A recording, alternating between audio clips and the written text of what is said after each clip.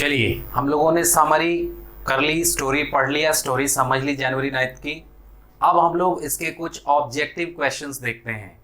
Objective question जैसा कि आपको पता है कि पूरे एग्जाम में 60 आएंगे, उनमें से आपको 50 करना है।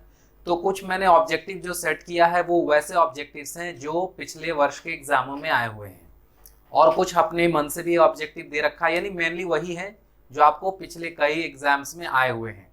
जैसा कि आप पहला ऑब्जेक्टिव देख पा रहे हैं, पहला क्वेश्चन है कि जबरा वॉज हल्कूज ब्लैंक स्पेस, यानी जबरा हल्कू का क्या था? तो आंसर है डॉग, कुत्ता। उसका पेट था जबरा, पालतू डॉग। दूसरा क्वेश्चन है कि Halku and Munni were always in, Halku और मुन्नी हमेशा रहते थे किस चीज में? तो आंसर है डेट, DEBT, डेट। डेट का मतलब होता है कर्ज, ठीक है, इसको समझ लें। इसको डेप्ट नहीं प्रोनाउंस करिएगा, इसको प्रोनाउंस किया जाता है डेट, मतलब होता है कर्ज। मतलब हल्कू और मुन्नी हमेशा कर्ज में रहते थे। तीसरा क्वेश्चन जो मैंने दिया है वो है कि Halku and Munni had saved money to buy a, Halku और मुन्नी ने जो 3 रुपए पैसा बचाया था, 3 रुपए जो बचाए थे वो किस चीज के लिए बचाए थे, क्या खरीदने के लिए? तो आंसर है ब्लैंकेट। ब्लैंकेट का मतलब होता है कंबल, मैंने कल ही बताई है स्टोरी में। तो उन्होंने ब्लैंकेट खरीदने के लिए, कंबल खरीदने के लिए पैसे बचाए थे। The story January night has been written by, January night कहानी किसके द्वारा लिखित है? तो जवाब है प्रेमचंद। प्रेमचंद जी ने इस कहानी को लिखा है। The name of Halku's wife in January night was, January night कहानी में हल्कू की पत्नी का नाम था मुन्नी। जवाब क्या है? मुन्नी। हल्कू की पत्नी का नाम है Munni. In the story January night what did Halku and Munni want to buy, फिर देखिए वही है, थोड़ा सा उसको और बढ़ा दिया गया है क्वेश्चन को, क्योंकि ये पूछा गया था पिछले एग्जामिनेशन में, इसलिए दिया हुआ है। और जनवरी नाइट कहानी में हल्कू और मुन्नी क्या खरीदना चाहते थे? तो फिर जवाब वही है, अ ब्लैंकेट, एक कंबल। नेक्स्ट क्वेश्चन है, देखिए कि Munni advised Halku to hire himself out as a, Munni ने हल्कू को क्या सलाह दिया था कि वो क्या करे? तो वो बन जाए लेबरर, मतलब कि मजदूर। अभी तो वो किसान है, बटाईदारी किसान का किसानी करता है वो, लेकिन मुन्नी ने, उसकी पत्नी ने उसको कहा था कि तुम पेड लेबरर बन जाओ। नेक्स्ट जो क्वेश्चन है वो है कि हल्कू वर्कड एज ए, हल्कू किस तरह से काम करता था? तो जवाब है एज ए टेनेंट फार्मर, मतलब किराए का किसान, जिसने किराए की जमीन ले ली और फिर किसानी कर रहा है, ऐसा काम करता था हल्कू। 9वां नंबर जो प्रश्न मैंने आप लोगों के लिए लिया है कि Premchand is originally known as, Premchand का ओरिजिनल नाम, वास्तविक नाम क्या था? उन्हें वास्तविकता में किस नाम से जाना जाता था? तो उनका ओरिजिनल नाम है धनपत राय, ठीक है।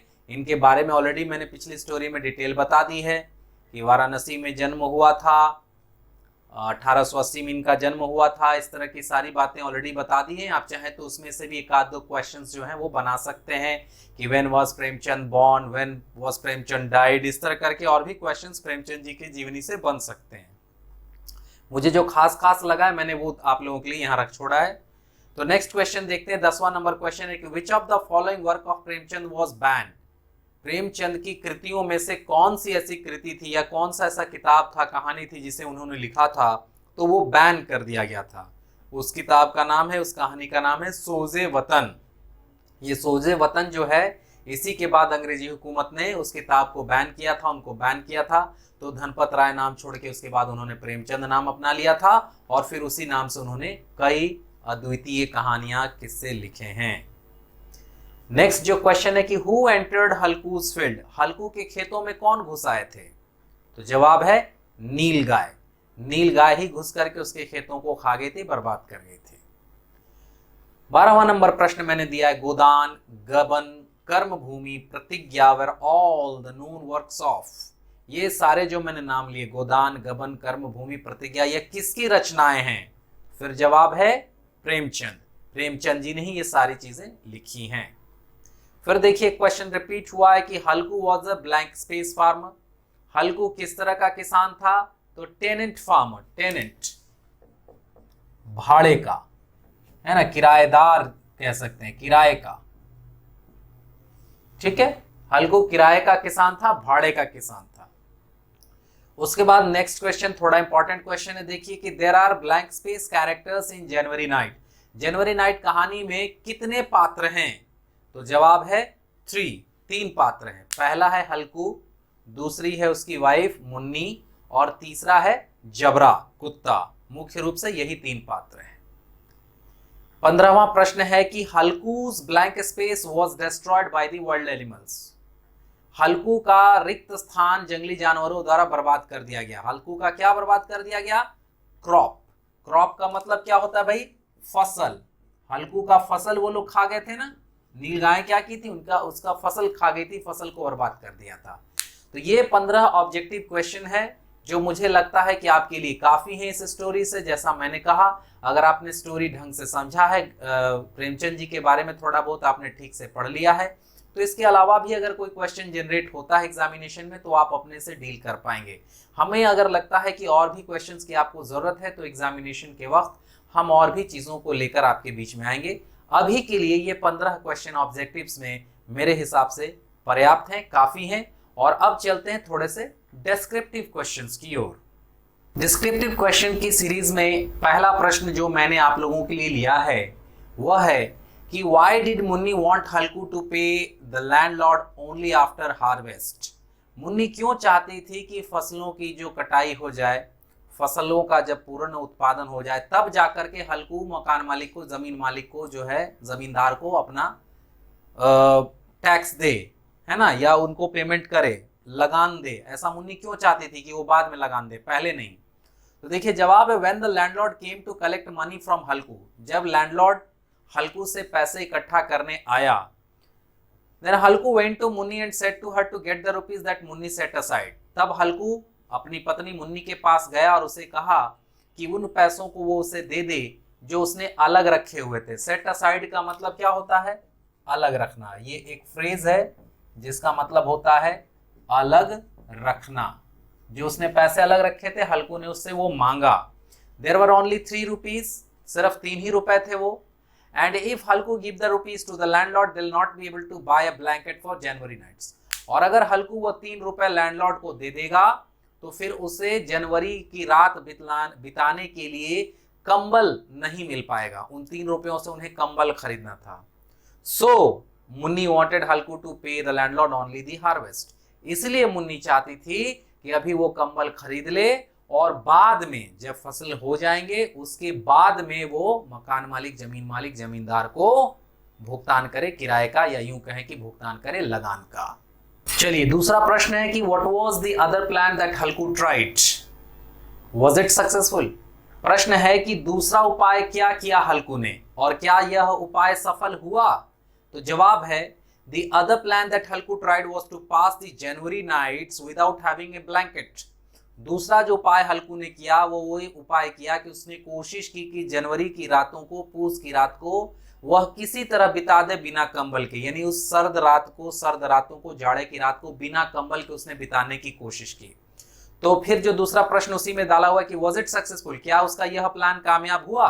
तो जवाब है no, it was not successful because we have observed that he couldn't have tolerated the coldness of January nights. हम लोगों ने क्या देखा कहानी में कि वह सर्दी की रातों का सामना नहीं कर पाया, मुकाबला नहीं कर पाया। Even he has lost his ripen crops, यहां तक कि उसके तैयार हो चुके, राइपन का मतलब होता है पका हुआ, जो उसके फसल पक गए थे, तैयार हो गए थे, उसे भी उसने खो दिया। मतलब ना तो ब्लैंकेट ना होने की वजह से उसके सर्दी में बचाव हुआ, उल्टे ये तो गया ही गया, 3 रुपए जो उसने लगान दे दिए वो भी हुआ, और तो और उसने अपने जो फसल थे वह भी बर्बाद करवा लिए। तो इसलिए ये जो उसका दूसरा प्लान है, जो पत्नी के खिलाफ जाकर के जो उसने दूसरा प्लान बनाया कि लगान दे देते हैं और किसी तरह सर्दी की रातों को काट लेंगे, यह प्लान सक्सेसफुल नहीं हुआ।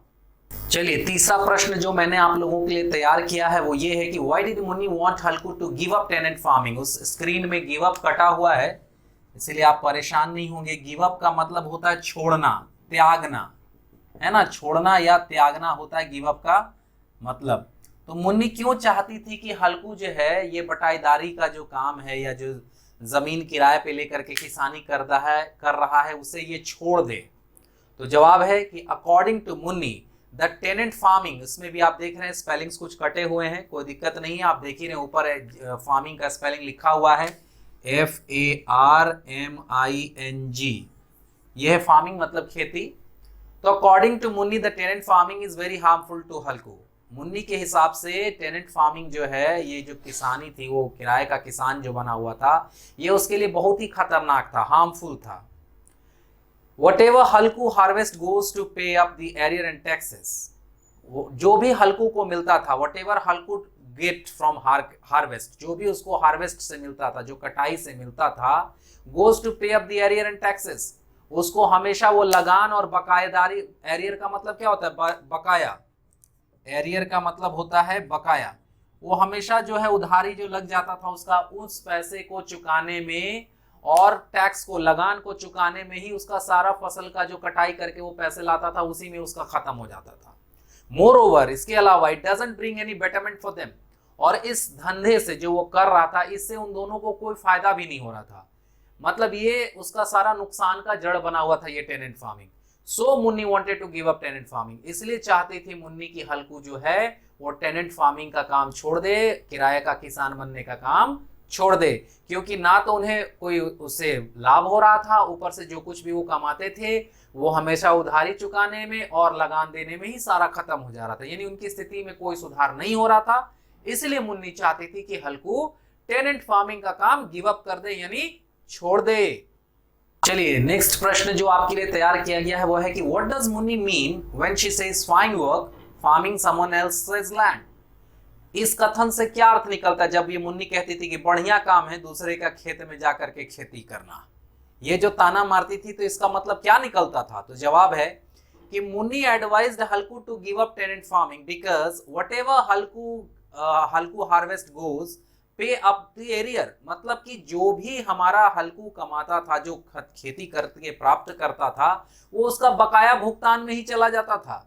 If he works as a hired labourer, अगर वह एक मजदूर के तौर पर काम करेगा, then at least some money will remain, तो कुछ पैसे तो बचेंगे।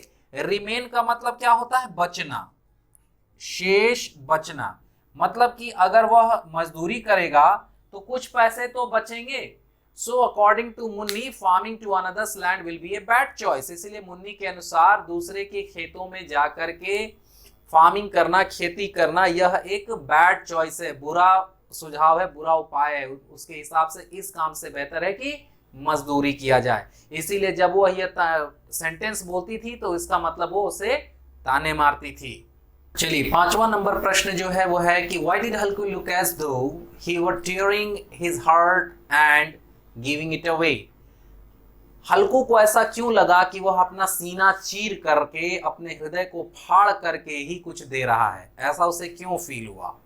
एज दो का मतलब होता है मानो, एज दो का मतलब होता है मानो, मानो कि वो अपना सीना चीर रहा हो और सीने को चीर करके वो पैसे दे रहा है, ऐसा हल्कू को क्यों लगा?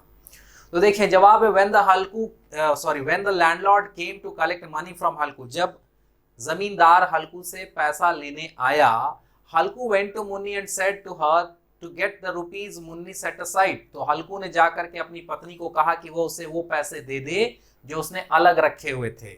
देयर वर ओनली 3 रुपीज, वो सिर्फ 3 ही रुपए थे। And if Halku give the rupees to landlord there will be no they will not be able to buy a blanket for January nights, और अगर वह 3 रुपए वो अपने जमींदार को लगान के रूप में दे देगा तो फिर वह जनवरी की रातों के लिए, पूस की रातों के लिए कंबल नहीं खरीद पाएगा।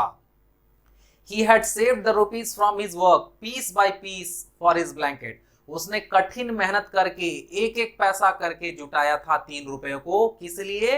ब्लैंकेट खरीदने के लिए, कंबल खरीदने के लिए। Today he was going to throw it away, और आज वह उसे फेंकने जा रहा था। And that's why Halku looked as though he were tearing his heart out and giving it away, और इसीलिए उसे ऐसा लग रहा था कि आज वो अपने सीने को चीर करके और उसे सीना चीर के अपना दिल निकाल करके दे रहा है, क्योंकि बड़ी मेहनत मशक्कत करके उसने पैसे पैसे जुटा करके 3 रुपए जुटाए थे कि अगली सर्दी में ये उसके काम आएंगे कंबल खरीदने में, लेकिन वह पैसा भी उसे जमींदार को लगान के रूप में देना पड़ रहा था। इसलिए हल्कू को ऐसा लग रहा था कि मानो वो अपना सीना चीर करके दिल निकाल के किसी को दे रहा है। देखिए एक नेक्स्ट क्वेश्चन है जो एग्जाम में पूछा हुआ है। वो क्वेश्चन ये दिया है मैंने कि is the first sentence in section 2 a complete one? क्या जो सेक्शन 2 का पहला वाक्य है वो एक पूरा वाक्य है? और अगर हाँ तो why do you think it is written like this? तो आपको क्या लगता है ये ऐसा क्यों लिखा हुआ है? तो देखिए जवाब क्या, the first sentence in section 2 is complete one. मेरे हिसाब से जो पहला सेंटेंस है सेक्शन 2 का, जो पहला वाक्य वो एक पूर्ण वाक्य है। I think it is written in this way so that it can express the deep darkness of January night. मुझे लगता है कि इसे ऐसा इसलिए लिखा गया है क्योंकि यह जनवरी की रातों का डीप डार्कनेस, गहरा अंधकार को दिखला सके। It also seems as a picture of January night, और यह जनवरी की रात का एक पिक्चर जैसा भी, दृश्य जैसा रूपांतरित भी कर रहा है, रूपांतरण भी कर रहा है।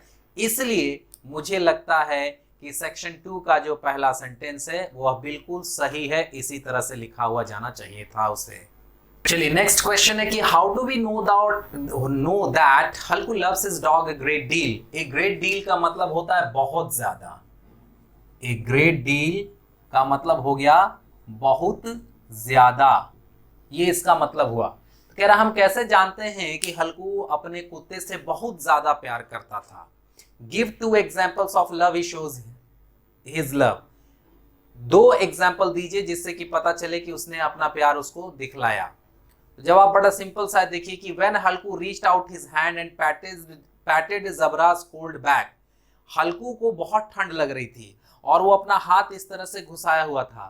ठंड के मारे वो अपना हाथ नहीं निकालना चाहता था, लेकिन ठंड में भी उसने किसी तरह हिम्मत करके अपना हाथ निकाल करके जबरा के पीठ को सहलाया। इस ठंड में भी ही सेड टू जबरा, उसने जबरा से कहा कि from tomorrow on stop coming with me. वहां स्टेप लिखा हुआ है, वो गलती से स्टेप प्रिंट हो चुका है, हो जाएगा stop.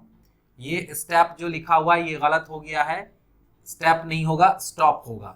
Stop coming with me और द कोल्ड गेट यू। उसने जबरा से कहा कि कल से मेरे साथ आना बंद कर दो, नहीं तो तुम्हें सर्द लग जाएगी, ठंडी लग जाएगी।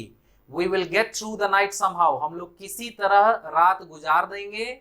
This is the reward you get for farming, और यही वह रिवॉर्ड है, यही वह इनाम है जो तुम्हें किसानी करने के लिए मिलता है, खेती करने के लिए मिलता है। मतलब खेती करने वाले लोग, किसान, हमेशा इसी तरह की दुर्दशा का शिकार होते हैं। और उसे ये बड़ा बुरा लग रहा था कि उसके साथ साथ उसके प्यारे कुत्ते को भी ये सर्दी की रातें सहन करनी पड़ रही थी। इसीलिए वो उसे बहुत पुचकार रहा था, प्यार कर रहा था और उसे घर पे ही रुकने की सलाह दे रहा था। इससे पता चलता है कि वह कितना प्यार करता था अपने कुत्ते से। अब ये जो हमने ऊपर सेंटेंसेस देखे, तो from the above sentences we know that Halku loves his dog a great deal. इससे क्या पता चल रहा है कि हल्कू को बहुत ज्यादा अपने कुत्ते से प्यार था। 2 examples of love that Halku showed to Jabra are given below. 2 उदाहरण जो ये दिखाते हैं कि हल्कू जबरा से बहुत प्रेम करता था, ये नीचे रहे। पहला एग्जांपल है, you have to put up with just one more cold night. जब वो अपने कुत्ते को ये समझा रहा है कि तुमको, पुट अप का मतलब यहाँ हो गया सहन करना, बर्दाश्त करना। पुट अप का मतलब हो गया सहन करना या बर्दाश्त करना। उसे कह रहा है कि तुम्हें एक और रात बर्दाश्त करना होगा ठंडी का, बस। Tomorrow I will spread some straw, you won't feel the cold.